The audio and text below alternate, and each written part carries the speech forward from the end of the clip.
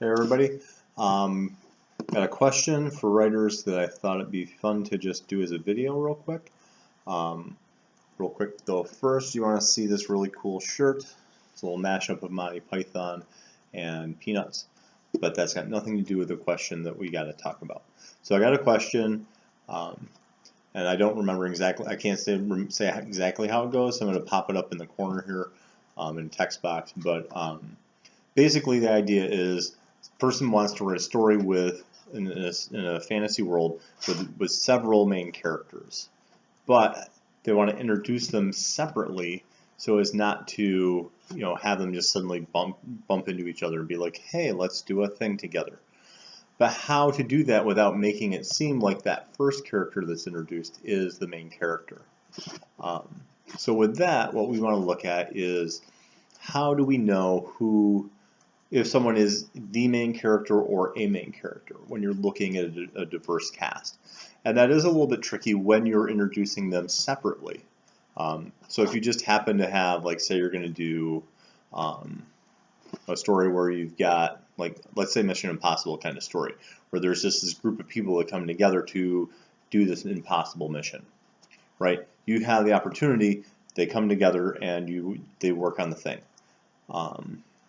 Of course, with Mission Impossible, there is the main character who's the person that brings them together. That doesn't quite work, but you get what I'm saying, though. Is if they're together as a group to begin with, then you have that opportunity. So if you're trying to make sure that each of your characters has a definite point, right? So let's look at a situation that doesn't work. So let's take Harry Potter.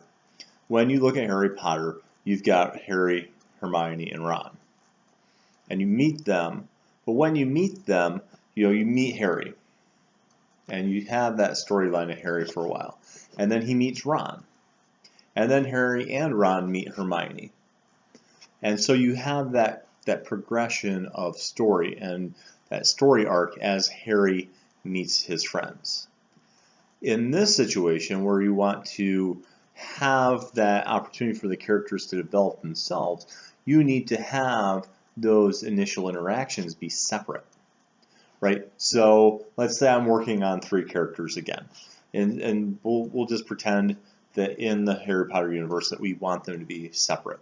So we get that introduction of Harry, maybe a chapter or 2 where it's just about Harry. And then we jump over and we look at Ron's life for a while, for a couple of chapters.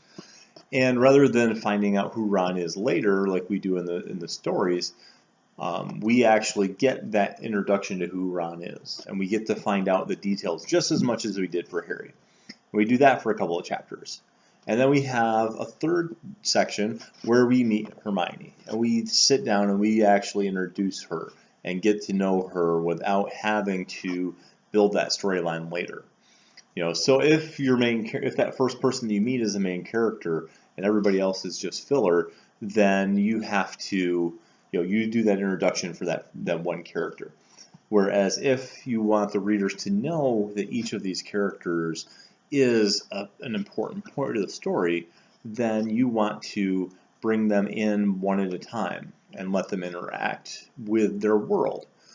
So instead of just meeting Hermione's parents at the end, when she wipes their brains and sends them off to wherever she sends them, that is not a main character storyline. You don't know enough about her parents, and sure, it's touching and it's important and significant, but at the same time, it doesn't have the same impact as it would if you'd had those 2 chapters at the beginning where you sit down and you find out about her parents and how they're dentists and how much they care about teeth and all the kinds of parts with that, right? So if you want to make sure that your main characters come in as main characters, they need to have that time to develop themselves. They need to have that opportunity to present a clear and complete picture of who they are. And if you don't have that, then you won't have, they won't seem as fleshed out. They won't seem as important in your story. And then, of course, your readers won't see them as main characters. They'll just see them as supporting characters for that first person that showed up. So that's my suggestion. That's my answer to your question. Hopefully it helps out. If you have other questions or somebody else has a question that they want to throw at me, you can use the inbox on Writers, just like we always do. Hope you have a great day, and good luck.